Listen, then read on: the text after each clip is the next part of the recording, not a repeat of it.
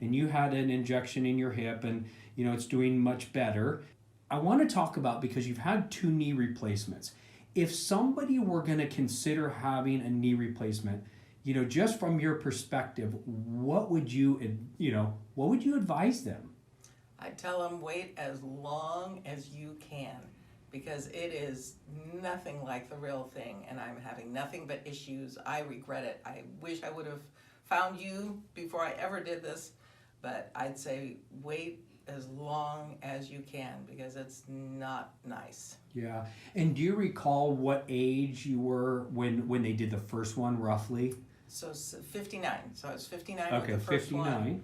And then it had to be redone because they messed up. Mm-hmm. So I was 60, and that was totally out of my control. So I cannot have another one. Yeah. And so that's hard. And then at 61, I had my other one done. Yeah. So you're still having, you know, a significant amount of, you know, difficulties with it then, is that correct? Yes. So, I mean, I wasn't able to walk before. I'm able to walk, but not much more. I can't go for a walk around my block anymore. That's the thing. I'm blown away by this. You have nothing to lose by it. Yeah. So, like I said, I wish I would have found you 5 years ago. Yeah.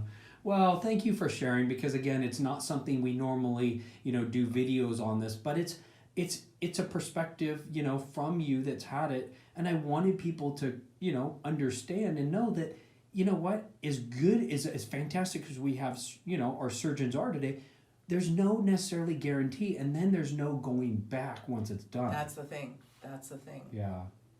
All right. Well, thank you so much for sharing.